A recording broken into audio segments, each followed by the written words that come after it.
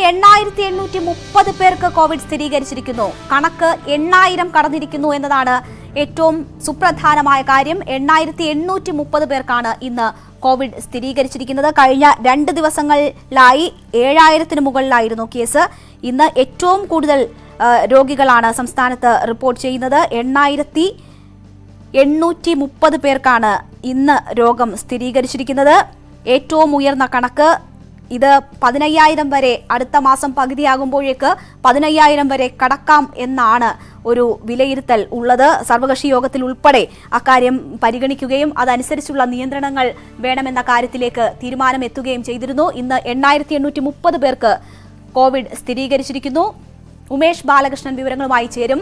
എറണാകുളത്ത് 1000 കടന്നിരിക്കുന്നു കേസ്. 1050 പേർക്ക് എറണാകുളത്ത് രോഗം സ്ഥിരീകരിച്ചിരിക്കുന്നു. മലപ്പുറം, എറണാകുളം, തിരുവനന്തപുരം ജില്ലകൾ കൂടുതൽ രോഗികൾ ദിവസം റിപ്പോർട്ട് ചെയ്യുന്ന തലത്തിലേക്ക് എത്തിയിരിക്കുന്നു. 830 എത്തിയിരിക്കുന്നു. ജില്ല തിരിച്ചുള്ള കണക്കുകളും വിശദാംശങ്ങളും എന്താണ്?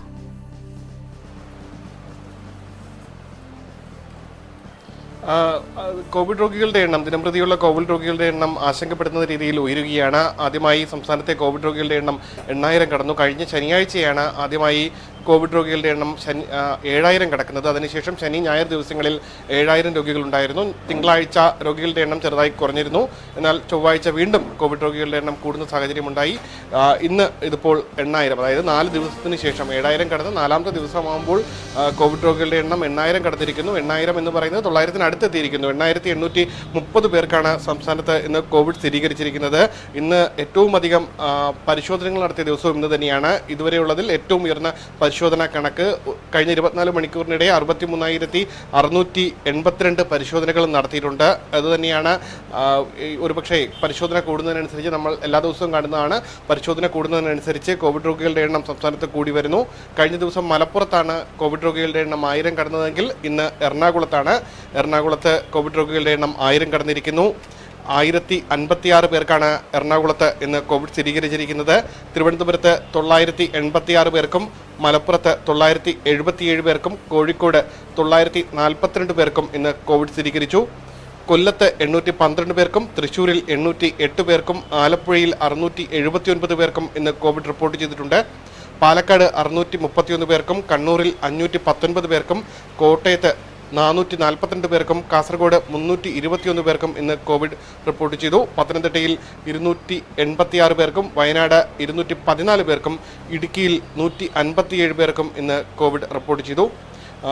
23 മരണങ്ങളും സംസ്ഥാനത്ത് ഇന്ന് റിപ്പോർട്ട് ചെയ്തിട്ടുണ്ട്. ഇതോടെ സംസ്ഥാനത്തെ ആകെ കോവിഡ് മരണം 742 ആയിരിക്കുന്നു. ഇതോടൊപ്പം കൂട്ടിച്ചേർക്കേണ്ടത് ഈ സെപ്റ്റംബർ മാസത്തിൽ മാത്രം മരിച്ച കോവിഡ് രോഗികളുടെ എണ്ണം ഇപ്പോൾ 450-ന് അടുത്തും എത്തിയിരിക്കുന്നു. ഇന്ന് രോഗം സ്ഥിരീകരിച്ചവരിൽ 48 പേർ വിദേശ രാജ്യങ്ങളിൽ നിന്ന് തിരികെ എത്തിയവരാണ്. 164 പേർ മറ്റ് സംസ്ഥാനങ്ങളിൽ നിന്ന് തിരികെ എത്തിയവരും. 7695 പേർക്ക് സമ്പർക്കത്തിലൂടെ രോഗം ബാധിച്ചിരിക്കുന്നു. 784 പേരുടെ സമ്പർക്ക ഉറവിടം വ്യക്തമല്ല എന്നുള്ളതും ഈ കണക്കിനോടൊപ്പം ചേർക്കേണ്ടതാണ്. അത് ആശങ്കപ്പെടുത്തുന്നത് തന്നെയാണ്. ഇനി ജില്ലാ തിരിച്ചുള്ള സമ്പർക്ക കണക്കുകൾ നോക്കിയാലും എറണാകുളത്ത് തന്നെയാണ് സമ്പർക്ക രോഗികളുടെ എണ്ണം കൂടുതൽ. 896 സമ്പർക്ക രോഗികളാണ് എറണാകുളം ജില്ലയിലുള്ളത്. തിരുവനന്തപുരത്ത് 835-ഉം മലപ്പുറത്ത് 877 പേർക്ക് സമ്പർക്കത്തിലൂടെ രോഗം സ്ഥിരീകരിച്ചു. അതിൽ ചെറിയൊരു തിരുത്തുണ്ട്. ഏറ്റവും കൂടുതൽ സമ്പർക്ക രോഗികൾ കോഴിക്കോടാണ്. കോഴിക്കോട് 910 നേരത്തെ പറഞ്ഞത് എറണാകുളം എന്നായിരുന്നു.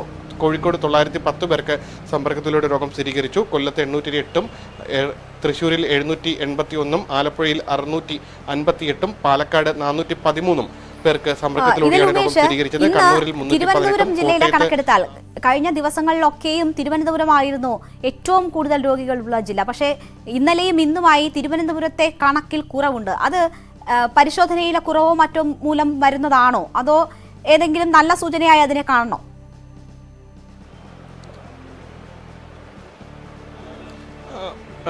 ആ കണക്കിലേക്ക് 2 ജില്ലകളുടെ സമ്പർക്ക കണക്ക് കൂടി പറയാനുണ്ട്. അത് കഴിഞ്ഞിട്ട് രേണുക ചോദിച്ച ചോദ്യത്തിലേക്ക് എത്താം. അതായത് പത്തനംതിട്ട ജില്ലയിൽ 195 പേർക്കും വയനാട് ജില്ലയിൽ 196 പേർക്കും ഇടുക്കി ജില്ലയിൽ 105 പേർക്കുമാണ് ഇന്ന് സമ്പർക്കത്തിലൂടെ രോഗം സ്ഥിരീകരിച്ചത്. തിരുവനന്തപുരം ജില്ലയിൽ കഴിഞ്ഞ ദിവസങ്ങളിൽ ഉണ്ടായിരുന്നത് പോലെ കോവിഡ് രോഗികളുടെ എണ്ണം കുറവ് എന്ന് പറയാൻ കഴിയില്ല. പക്ഷേ മറ്റ് ജില്ലകളിൽ, അതായത് ഇന്നലെ മലപ്പുറം ജില്ലയിൽ കോവിഡ് രോഗികളുടെ എണ്ണം കൂടി, ഇന്ന് എറണാകുളം ജില്ലയിൽ കോവിഡ് രോഗികളുടെ എണ്ണം കൂടി. തിരുവനന്തപുരം ജില്ലയിൽ കഴിഞ്ഞ ഒരാഴ്ചയായി 800-നും 900-നും ഇടയിൽ കോവിഡ് രോഗികളുണ്ട്. അത് അതേ രീതിയിൽ നിലനിൽക്കുന്നു. കോവിഡ് രോഗികളുടെ എണ്ണം തിരുവനന്തപുരത്ത് കുറഞ്ഞിട്ടില്ല. പക്ഷേ മറ്റ് ജില്ലകളിൽ, അതായത് നേരത്തെ ആശങ്കപ്പെട്ടതുപോലെ കൂടുതൽ ആളുകൾ മെട്രോ സിറ്റി നഗരങ്ങളിൽ എത്തുന്ന സ്ഥലങ്ങളിലും കൂടുതൽ ജനസാന്ദ്രതയുള്ള മേഖലകളിലുമെല്ലാം കോവിഡ് രോഗികളുടെ എണ്ണം കൂടുന്നു എന്ന് വേണം കരുതാൻ. കഴിഞ്ഞ ദിവസം 2 ദിവസം മുൻപ് കോഴിക്കോടും ഇതേ രീതിയിൽ ഏറ്റവും കൂടുതൽ രോഗികൾ ഒരു ദിവസം റിപ്പോർട്ട് ചെയ്യുന്ന ജില്ലയായി കോഴിക്കോട് മാറിയിരുന്നു. ഇപ്പോൾ ഈ കണക്കുകൾ നോക്കിക്കഴിഞ്ഞാൽ തന്നെ നമുക്കറിയാം, കഴിഞ്ഞ ആഴ്ച വന്ന വീക്ക്ലി റിപ്പോർട്ടിലും ഈ സൂചന നൽകിയിരുന്നു. അതായത് തിരുവനന്തപുരം, എറണാകുളം, മലപ്പുറം, കോഴിക്കോട് ജില്ലകളിൽ തീവ്രമായ രീതിയിൽ കോവിഡ് വ്യാപിക്കുന്നു എന്ന് തന്നെയായിരുന്നു റിപ്പോർട്ട്.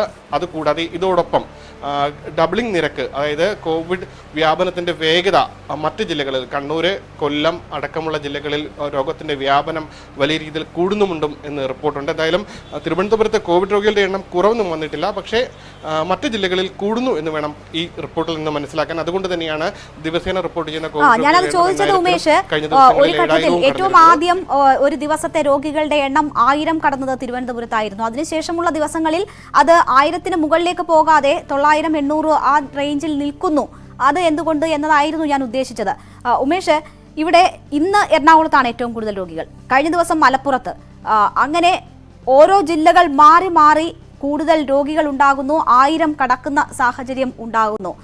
ആരോഗ്യ വിഭാഗം പറയുന്നത് എന്താണ്? ഈ സംസ്ഥാനത്ത് ഈ ഏതൊക്കെ ജില്ലകൾ കൂടുതലായി ശ്രദ്ധിക്കേണ്ട തലത്തിലേക്ക് എത്തിയിരിക്കുന്നു? ഈ 1000 കടക്കുന്ന ജില്ലകളിൽ എല്ലാം തന്നെ കൂടുതൽ നിയന്ത്രണങ്ങൾ വേണ്ടിവരുന്ന ഒരു സാഹചര്യത്തിലേക്കാണോ പോകുന്നത്?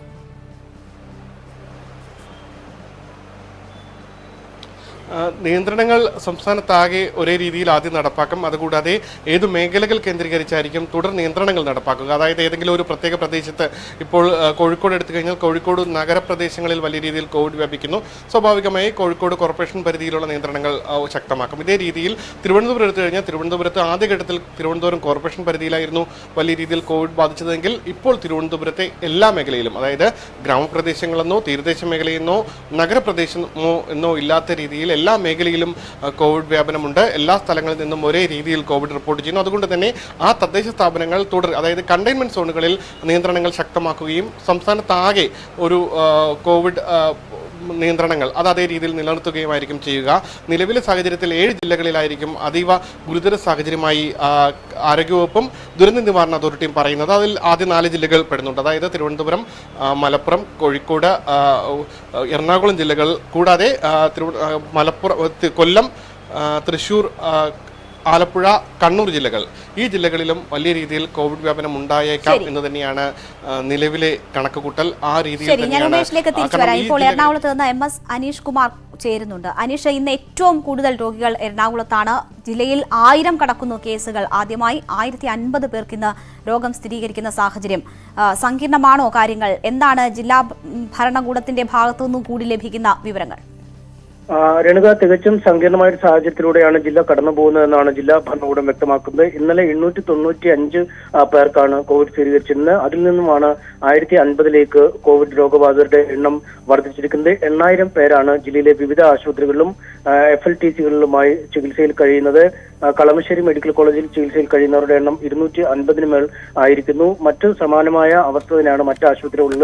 സ്വകാര്യ ആശുപത്രികളിൽ പോലും നിറഞ്ഞു കവിയുന്ന രീതിയിലേക്ക് രോഗത്തിന്റെ വ്യാപനം മാറിയിരിക്കുന്നു എന്നതാണ് ഏറ്റവും ശ്രദ്ധേയമായ കാര്യം. എന്തായാലും ഈ രോഗവ്യാപനം അതിവേഗം ഉണ്ടാകുന്ന സാഹചര്യത്തിൽ പ്രത്യേക ഫ്ലൈയിങ് സ്ക്വാഡ് യൂണിറ്റുകളെ കോവിഡ് നിയന്ത്രണത്തിനായി രംഗത്തിറക്കാൻ ജില്ലാ ഭരണകൂടം തീരുമാനിച്ചു കഴിഞ്ഞിരിക്കുന്നു. അതത് സ്ഥലത്ത് വില്ലേജ് ഓഫീസർക്കും തദ്ദേശ ഭരണ സ്ഥാപന സെക്രട്ടറിമാർക്കുമായിരിക്കും അതിന്റെ ഉത്തരവാദിത്തം. കോവിഡ് പ്രോട്ടോകോളുകളിൽ എന്തെങ്കിലും തരത്തിലുള്ള ലംഘനം കണ്ടാൽ കർശനമായ നടപടികൾ എടുക്കുന്നതിനുള്ള നിർദ്ദേശമാണ് നൽകിയിരിക്കുന്നത്.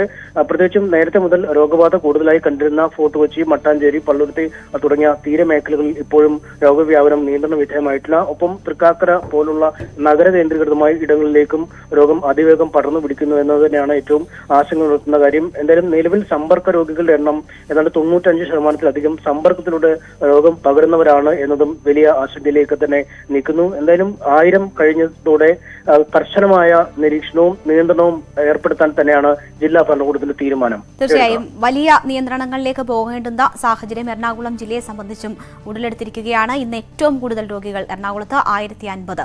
ഇന്ന് സംസ്ഥാനത്ത് 60,000-ന് മുകളിലാണ് 63,000-നും മുകളിലാണ് പരിശോധന നടന്നത്. അതുകൊണ്ട് തന്നെയായിരിക്കും ഒരു ഉയർന്ന കണക്ക് വന്നത്.